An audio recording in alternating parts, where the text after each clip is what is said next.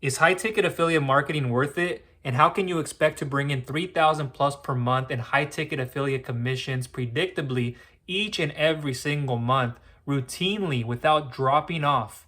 And how about plugging into a proven funnel, a marketing funnel and system, seeing something in that marketing funnel that most people don't see?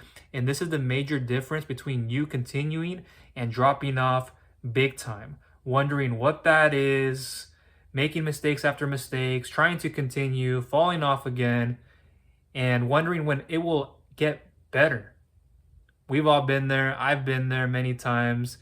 And having been online for many years in the high ticket affiliate marketing space and other models, low ticket, recurring, physical, digital goods, starting in the health space, promoting a lot of vitamins and supplements, pain relief creams, ergonomic desk chairs, seat cushions.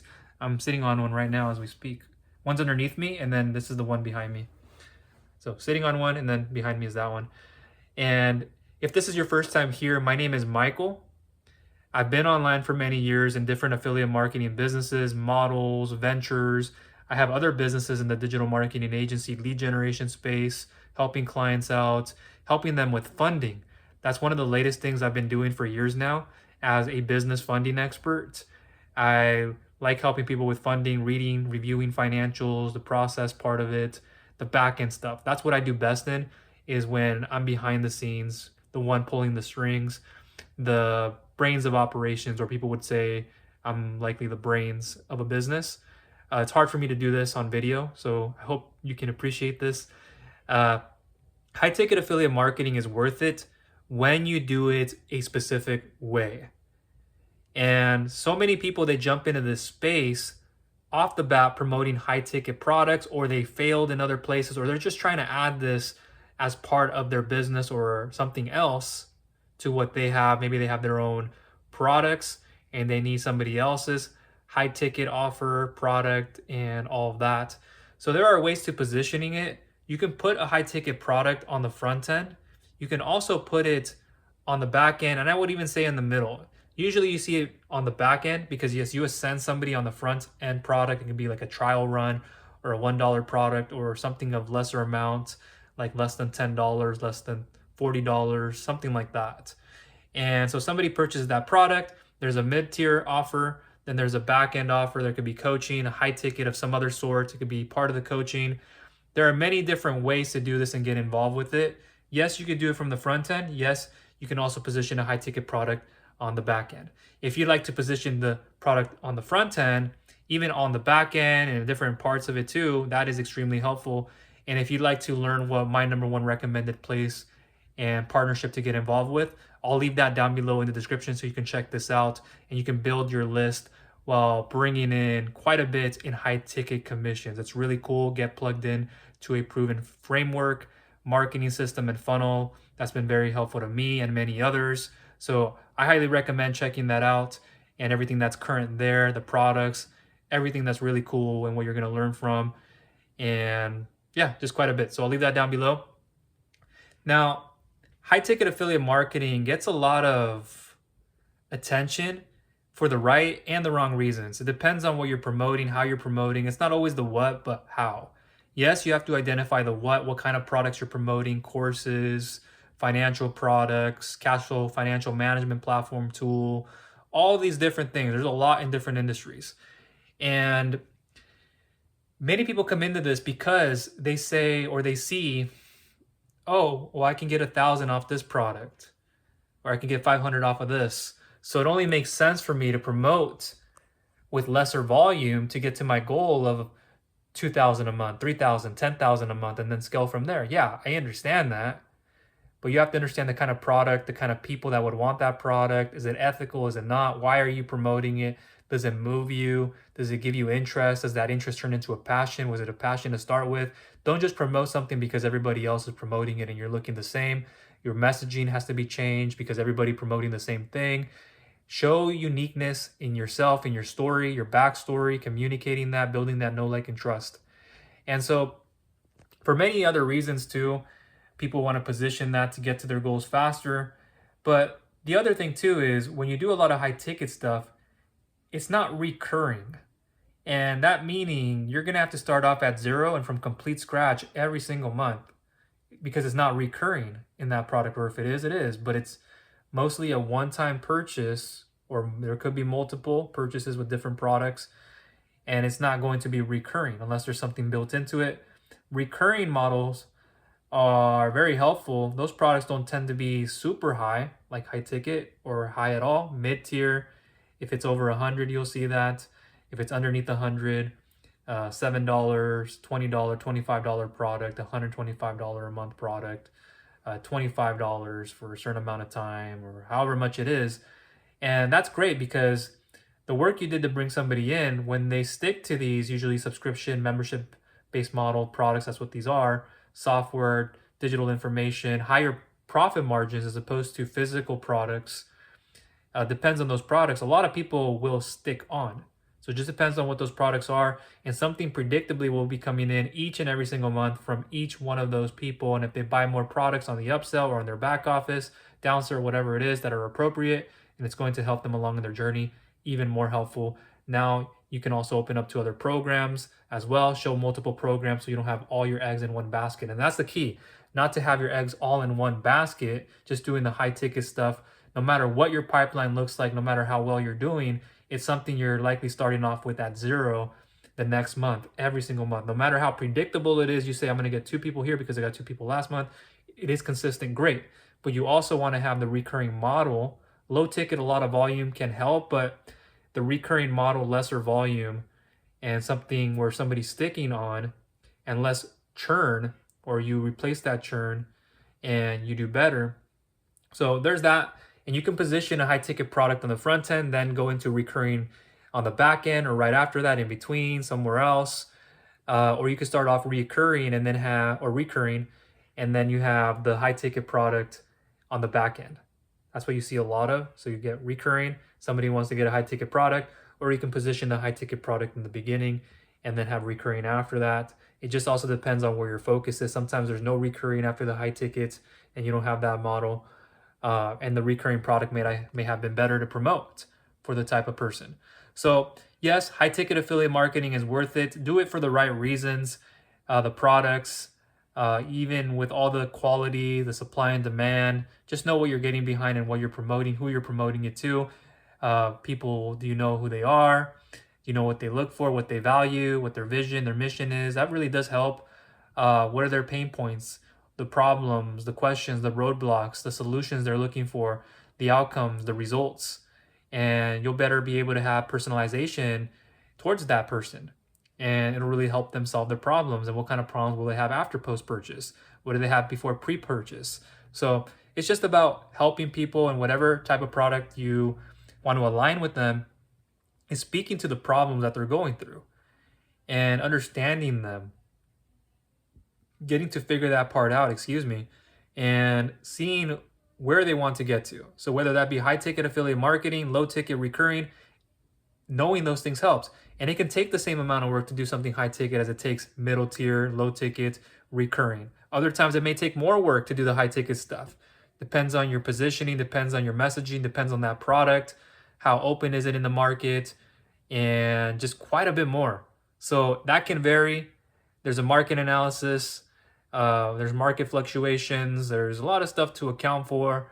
But if you want to plug into proven products and in the high ticket space, also recurring, and get more information on this and what I recommend from somebody who's been involved for many years, and it's been a huge relief and a difference for me and my family, been able to step aside and do this, have the freedom. And that's what we get into these, to have our time freedom, our energy freedom to do this. And that comes a lot of the times before any of the financial ROI. We start to see that, like, we get to be at home and our own place, we get to travel. And then with that, in time, you just stay consistent in your approach. That's the key. Stay consistent, have the right converting mechanism, machine, so the marketing funnel, the system, have the right products, have the right fuel, which is the traffic, sending people to the high conversion mechanism, marketing funnel, and machine, and then seeing people with those products. They're looking at them, they want those products, and from there. So for me, I was in a financial logistics role many years ago. This is a long time ago.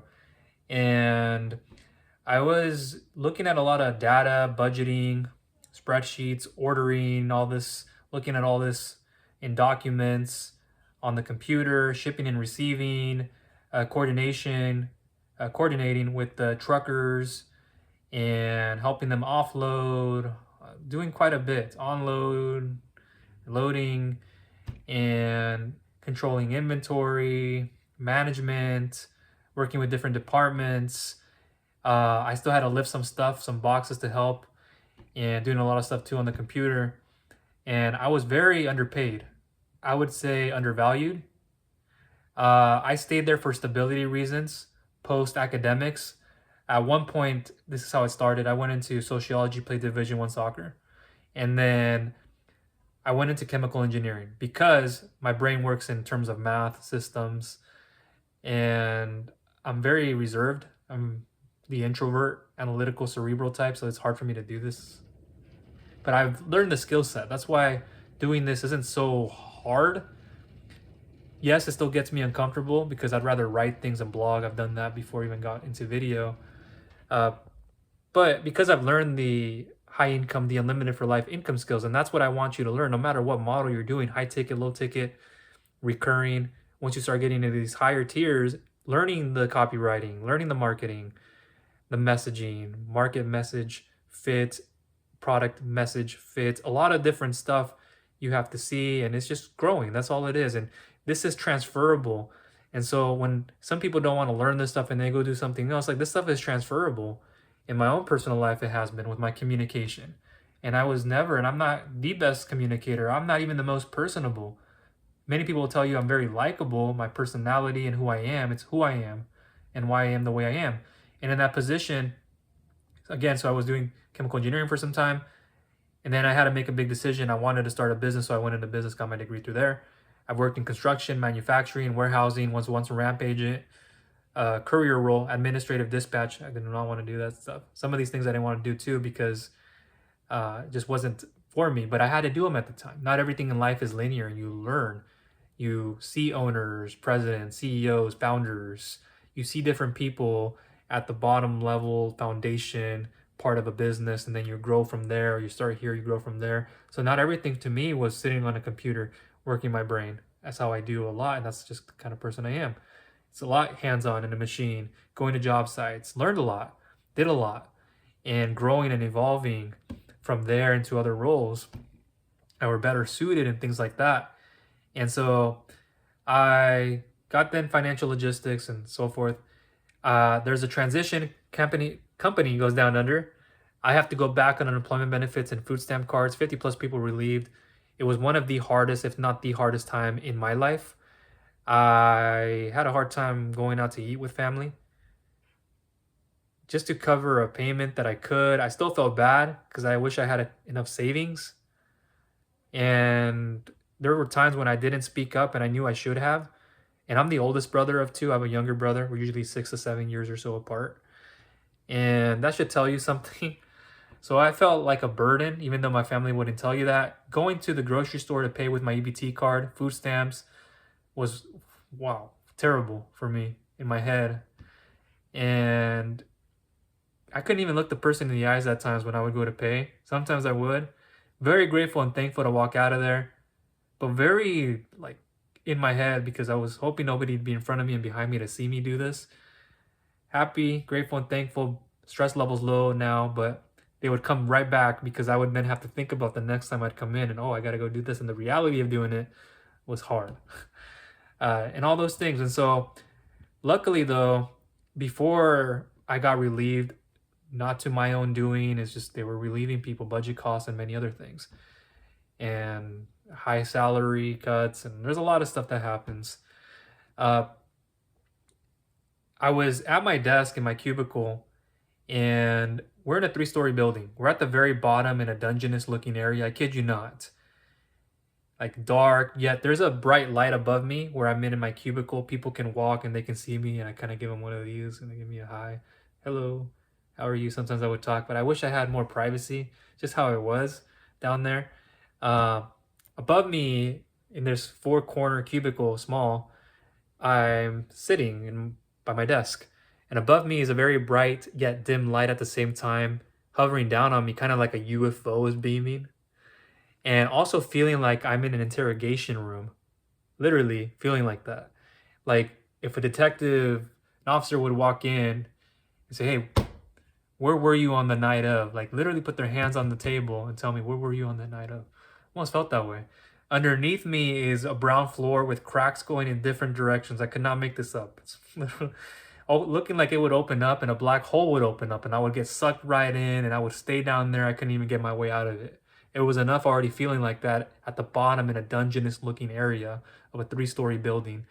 You have HP and then you have Peace Health at the top. HP's in the middle floor, entry floor, and then you have Peace Health at the top. And there are others down below with us. And so we're doing a lot. And this day I'm having lunch. I have my blue lunch bag that I grabbed from the refrigerator right around the door. I'm sitting at my desk while others are out for lunch. And I open it up, my blue lunch bag. I get the ham and cheese sandwich out. I remember it well. My Dorito bag. And I also have a water bottle. I set them aside. I start taking a few bites into my sandwich, get some chips. And then a message on my Snapchat social media app comes in. I'm not sure if you're familiar with that. An old friend, Tyson. What's he messaging me for? I open it. He responded to the teriyaki meal I had the night before. I was like, oh. And so we got caught up again. Asked me how I'm doing. I'm asking him how he's doing. How are things going? Trucking space, how I'm doing, what I'm trying to do. And he started talking to me about e-commerce, digital marketing, and things I already knew of, but I just had gone away from and thinking because I've been so busy with work and other things going on. And I really got to think about it a little bit more. And it was until work was done, I couldn't get up fast enough to the entry floor, burst through the doors, get to the parking lot where my red beat up Honda Accord is from the time. At the time, I had this red Honda with the top of the roof beaten down from the sun. I was living in California for a time. I'm in Washington State, but when I was out there for school, working too, then I had to come back working here at this financial logistics place here in Washington State. And so the sun would beam down on the top, and it wouldn't make it look good at all. And then also on the hood of it, you can see the paint coming off and stuff like that. And so I got in my car and every light literally was green, like it was a sign already. I got through every light, got home, parked my car, and went up the stair steps a little bit, put my key into the door. It opened up quick. I had my Left Jansen backpack on my shoulder. I set it in front of my stair steps. I gingerly walk around the corner where my eyes get fixed into my kitchen. And on my countertop is the laptop that I was using from the morning. I was doing a few things on the laptop. I set it on my dining table. I don't even turn 180 degrees, just like barely had to turn. Set it down, sit down, and like a lot of us do, begin to research. YouTube videos, blog posts, learn from others, a digital marketing agency, lead generation business, building that. At around the same time, my health affiliate marketing business, and then I went into other ventures. And around there came high ticket affiliate marketing, Amazon, looking at recurring, high ticket affiliate marketing, doing a lot, coming in and out of each one of them, figuring out different programs, what was the best fit. And that's what also became a problem, is trying to figure out what was the best fit. I didn't just get going and everything just worked. I kept on hitting walls, not the right programs, or I wasn't open. They weren't opening so much, or I had to buy this before that, and it wasn't the highest quality. And was I getting more out of it? Was it really working for me? And a lot of the times it wasn't. Some of it was, but I had to find other programs, and it wasn't until I found the one in high tickets and a few of them. I looked at them both. I went, okay, this one though, stick with this one, make it work. And that's what happened. I ended up sticking to it, kept growing, looked at other models too, kept growing in those, and I didn't look back. I kept growing my mindset, and that's also a big part of this, is growing the mindset to have consistency. Most people, they drop off because they want something too quick, and they're looking for certainty. You should not always be looking for certainty. You should be moving forward even without 100% certainty. That's what causes people in action.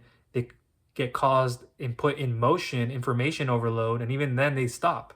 They want to have all the data that should be 6 months out, and they won't have it right now. They have something or they have nothing, but you have the information, the knowledge, is taking the action and staying consistent and persistent in it. That's where you're going to get your breakthrough. It's not the last blow, the 100th day, the 30th day. It's the ones before it, days 1 through 5, 5 through 7, when you were doing this and putting it into action, and that's compounding. So that's what I'm going to leave you with. go ahead and look down below for my #1 recommended place to start with high ticket affiliate marketing. And I'll have anything else in the resources or in the description down below. I'll try to leave some of this too in the comments to get started as well. And so I hope you got a lot of value. If you did, I'd greatly appreciate you giving it a thumbs up. Please feel free to share it with others who you feel will find value from it. And if you have not subscribed, please go ahead and subscribe and click the bell notification icon so you do not miss any future content I'll be coming out with.